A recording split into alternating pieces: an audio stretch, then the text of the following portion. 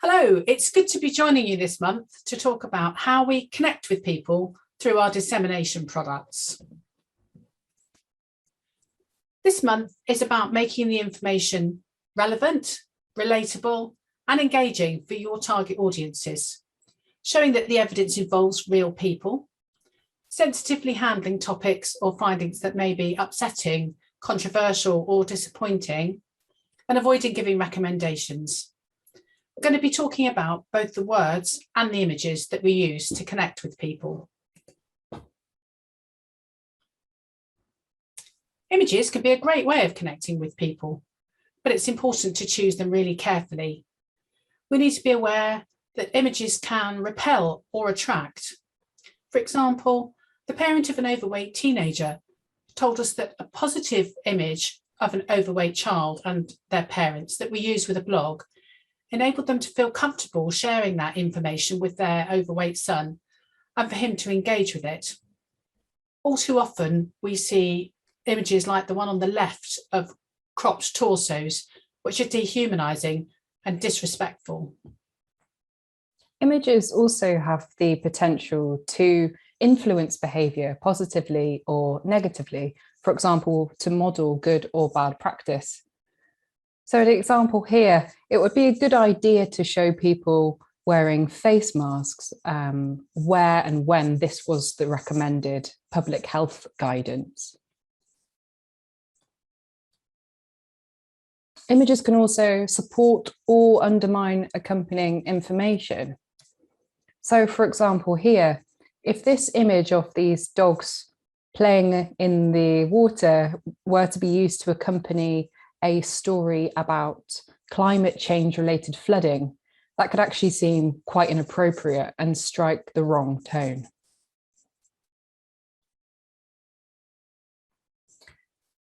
Really important as well that images can build or damage trust in an organization.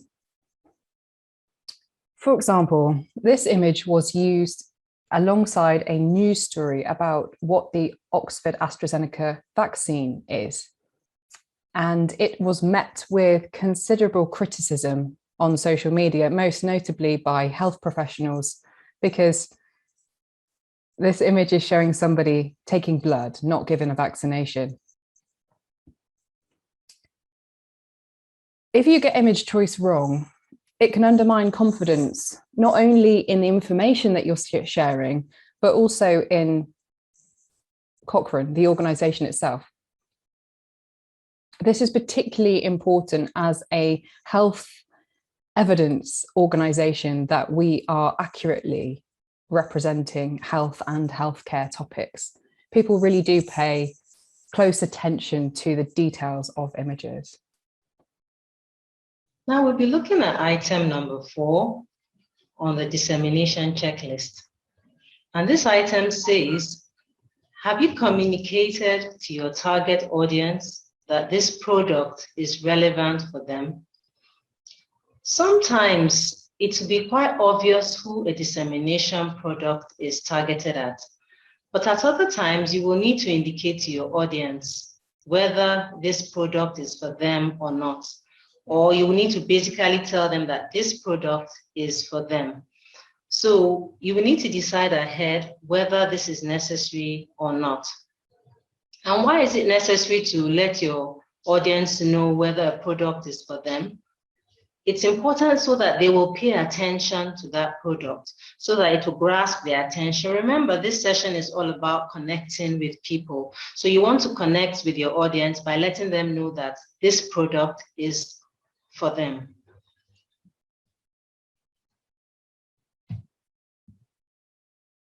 Now, there are several ways you can indicate to your target audience that a product is for them. You can state specifically who the target audience is. You can emphasize links to relevant organizations. You can use pictures, audio, illustrations, or other visuals. And then you could also talk directly to your audience by using words such as you or your patients. So I'd like us to look at some examples of this. This is a blog shot from Cochrane, UK on negative pressure wound therapy for surgical wounds, healing by primary closure. And the writer of this product has shown in different ways who the target audience is. Firstly, we see a picture of a nurse, at the bottom, and this tells us clearly that this product is targeted at nurses. But more importantly, just beside the heading or the topic, we see evidence for everyday nursing. And definitely this topic implies that this product is for nurses, is to guide their everyday nursing. This is also another example. This is a blog, and it's a blog that's targeted at people who have recently stopped smoking.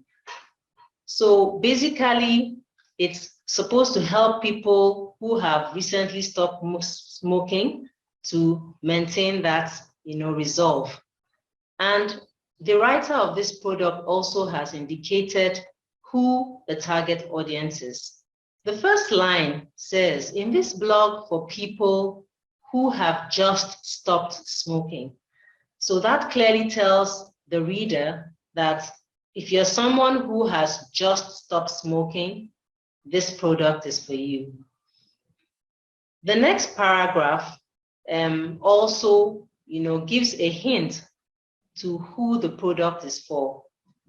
The first line says, so you've managed to stop smoking. So by using the word, you have managed to stop smoking, the target audience is also indicated. This third example is from Cochrane, Nigeria. This is an example using a podcast. And this podcast is basically done in another language. And so the language, which is Yoruba, has been indicated under the title of the systematic review. And it says Yoruba. So it's clear that the target audience is Yoruba-speaking people. Below that is a picture of a mother carrying a baby, and that also shows the target audience. Not just Yoruba people, but specifically mothers. So you see that it's just a lay person. This is a mother. She's a consumer. So it's not a nurse. So it's basically telling us that this product is targeted at lay people. In reality, this product done by Cochrane Nigeria is for people who may not even understand English. So it's really targeted at ordinary persons. We are going to have an activity now, and we are going to be focusing on a review which is water for preventing urinary stones. This review found that for people with a history of urinary stones, drinking more water may reduce the risk of stones coming back and may prolong the time that it takes for stones to come back. And there was no information about possible unwanted effects. We are going to run a poll asking you to choose an image to illustrate a dissemination product about this review. And you can see options A, B, C, or D there. The next item is about showing that the evidence involves real people. Trials and reviews focus on groups of people rather than individuals, and they're often described simply as participants, a term many people won't be familiar with. Study participants are lifted out of their contexts to make generalisations, and some audiences may see Cochrane reviews as lifeless or impersonal. So dissemination products can have the added value of making the evidence feel more human. So how can we show that the evidence involves real people? There are some really simple things that we can do.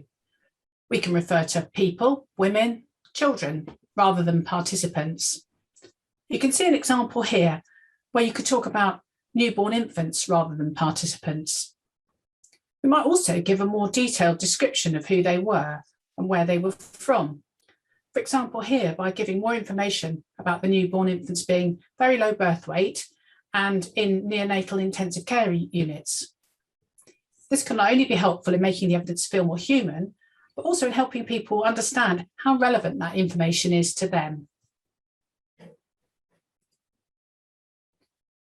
It can also be helpful to show that the review authors are real people too. You can do this by simply referring to the review authors, not just to the review. And some dissemination products, such as news items or podcasts, lend themselves to including the review authors' perspectives. This might involve the authors themselves talking about who they are or their reflections on the review. Here's a nice example of this from a Cochrane news item that includes both the lead author's perspective and also includes a patient story and picture. It talks about the author's motivations for doing the review as someone involved in the care of patients with this condition for many years. A note of caution, though, about using stories and images. Be careful about using stories and images to show the effects of a treatment, because this could overemphasize benefits or potential harms. It might be better instead to use images of people with neutral expressions, as this avoids suggesting treatment effects. So, for example, the image on the left with everybody looking very happy and smiley to be discussing this particular treatment in the pharmacist's hand, that could imply that the intervention is beneficial.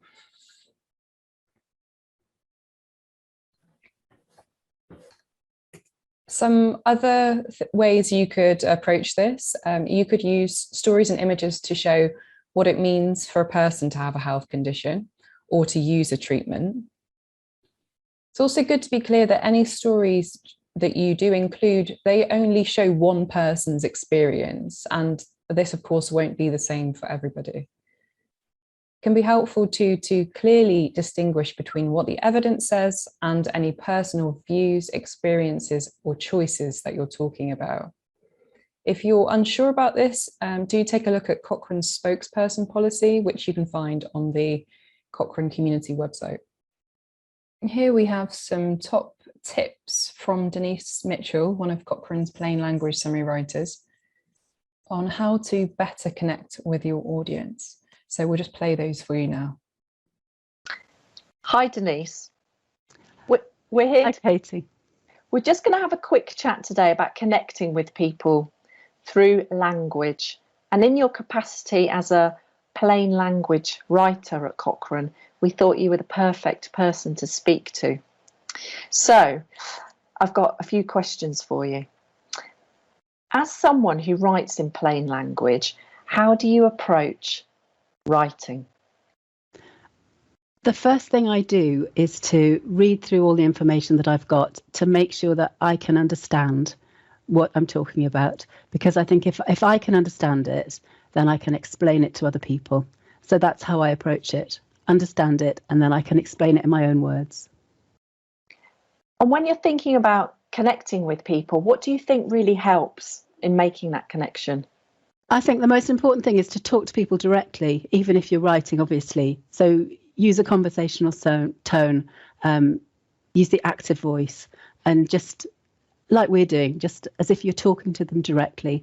I think that's really, really important. When you say use the active voice, can you give me an example? Yes. So say we looked for studies, not studies were searched for, or databases were searched for studies. So you're making it much more direct and much more active, and I think it helps the reader to feel more involved in what you're saying. And any tips on what can hinder connection, hold it back?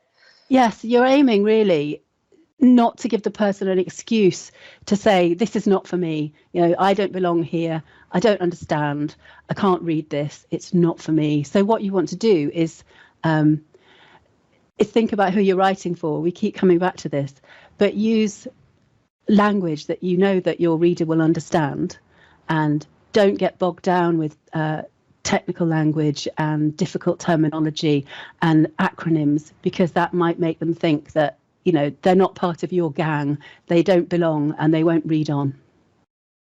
And if you've got some top tips to share with the people on the course, would you like to give us a couple of those top tips? Yes, I think keep it simple, keep your sentences short, keep your paragraphs short, and always put the most important information first, just in case people don't read on. And if you do have to use any technical language, make sure that you explain it. And if there was only one thing that people left after listening all of this today, one thing they did, what would that top one thing be?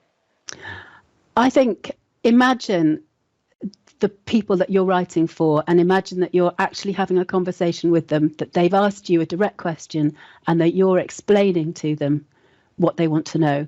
So that should help you get the right tone and use the right language. So that's the end of my questions, Denise. So it's great to connect with you today as another human being and share how I think people could do this better. And that's the end. Thank you.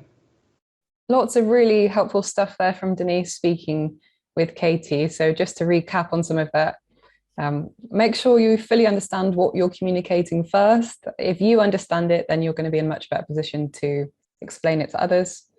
Imagine you're having a conversation with the people you're writing for. This can really help you get the right tone, use the right language.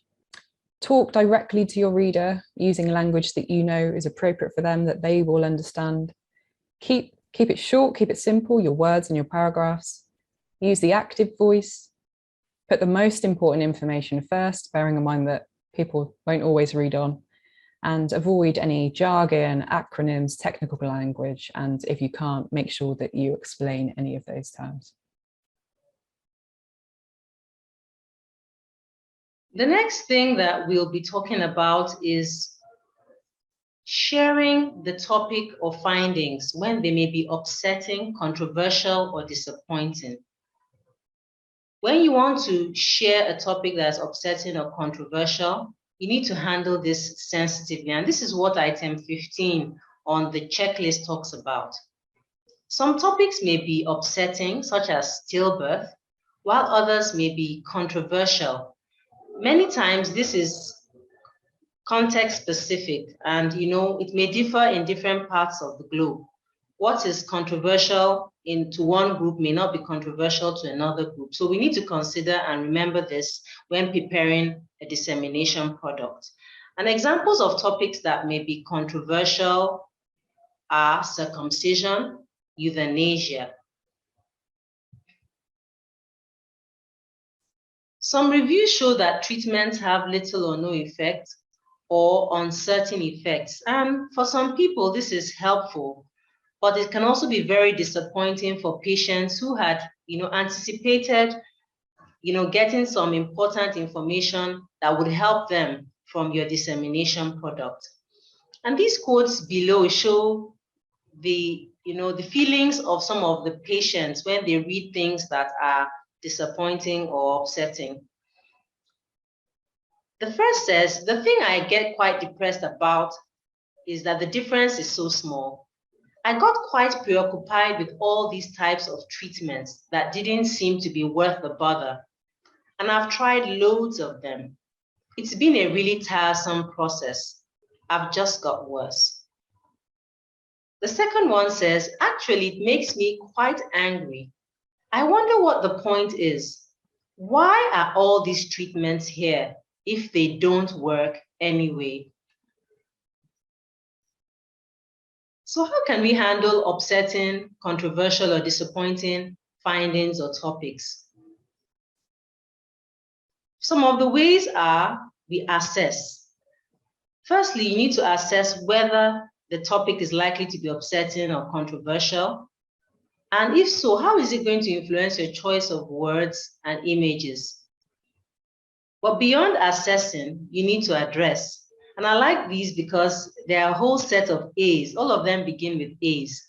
So when you are addressing the issue, you need to acknowledge that your topic could be upsetting to the audience, might be disappointing to your audience. You also need to provide alternatives and not just say further research is needed. You need to ask your target audience how they feel about the words and get their input about the topic. And then you need to adapt to, based on the feedback they've given you, their feelings about the topic, you need to adapt your dissemination project to take into consideration what they have shared with you. My co-presenters are going to talk more about this, so I hand over to them.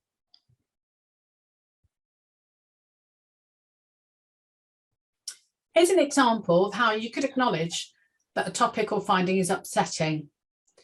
The authors state that chronic pain is known to have a devastating effect and is both distressing and disabling for children and parents. Here are some constructive alternatives to just saying that more research is needed, that much hated phrase. You might consider highlighting any promising research in progress. That might be something that's been found within the review or outside of it. You could remind people that they may also consider factors such as their values and preferences when making decisions, and that those things are important. You could suggest questions that people could ask their healthcare providers. And you can link to trusted sources of information and support. But a note of caution about linking to other sources of information and support. Before you do this, do check a few different things. So what are their sources of funding? Do they have any conflicts of interest? Do they have a reputation for being evidence-based or otherwise trustworthy? And are they going to be relevant to the geographical region of your target audience? It can be really helpful as well to ask your target audience, even if that's just one member, how they feel about the topic or findings and how they feel about the images and words that you're thinking of using. People living with the same health condition will, of course, have very varied reactions, but nonetheless, their reactions are more likely to be relevant than our own if we don't have a lived experience of that health condition. They might also be able to advise us about any potential sensitivities or controversies within a particular topic area that we might not be aware of. Bear in mind that if you've worked professionally with a topic for some time, that we might have become a bit immune to its emotional impact. Be aware also of the impact that language can have and any controversies around language used in relation to a particular health condition. For example, knowing that it's more sensitive to say a person with diabetes rather than a diabetic. Always be prepared as well to adapt on the basis of feedback if that comes from a member of your target audience. Even if that feedback comes after you have shared your product and it means that you might have to make amendments or even apologies. And for this reason, it's really important that you monitor any dissemination products you share. For example, if you're sharing on social media, do look out for any comments that those products receive. The next item on our checklist talks about avoiding giving recommendations. So you need to ask yourself, have I avoided giving recommendations in my dissemination product? People make decisions not just based on the effects of an intervention, but on other considerations. And some of the other things that people consider are how much the intervention costs.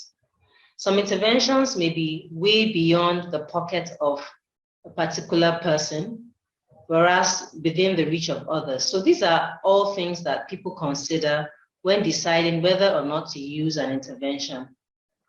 Another factor that people consider is whether the intervention is available to them. Some interventions are readily available in some parts of the world, and they're not easily available in other parts of the world. So it's necessary to consider that when presenting, the evidence from your dissemination product. Another factor that people consider is it acceptable to me? This, of course, talks about various contexts or settings. It takes into consideration people's religious beliefs, cultures, preferences, personal values. So what is acceptable to one may not be acceptable to another. So people also consider these things when making a decision about whether or not to use an intervention. And the last factor on the continuum says, is it practical or feasible to use? So beyond being effective, beyond being affordable, beyond being available and acceptable to the user, is it practical or feasible to use? If an intervention is not practical to use, people may avoid using it. So these are all things that people consider when making decisions. We therefore do not include recommendations in our dissemination product. Instead, we should aim to provide the best available evidence and then let other people make their decisions. This is a support summary of a Cochrane review. And we can see that in the box by the side, it has stated what the summary includes and what the summary does not include. The summary includes key findings, considerations about the relevance of the research, but it does not include recommendations and additional evidence not included in the systematic review, and detailed descriptions of the interventions on their implementation. So the writer of this product has clearly stated that recommendations are not included in this dissemination product.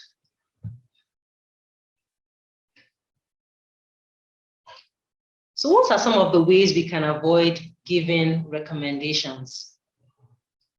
We need to choose our words carefully. We need to think through our words and choose them carefully. For instance, you should avoid statements like, there is insufficient evidence to recommend the use of X. This statement inadvertently suggests that sometimes Cochrane does give recommendations. So we shouldn't use statements such as these. We can also think about other ways that we can help people reach their own decisions. For example, we can suggest questions that they may want to ask themselves, others, or even their healthcare practitioners when making decisions. And we may also want to point out factors that they may wish to consider, such as their values, preferences, the cost, and the availability of the treatment. We've come to the end now of our presentation. We really hope that this has given you some helpful tips on making it clear to your target audience that your product is for them, showing that the evidence involves real people and that the reviews have been carried out by real people, sensitively handling topics or findings, particularly those that could be upsetting, controversial, or disappointing in your setting, and giving you some constructive ways of avoiding recommendations.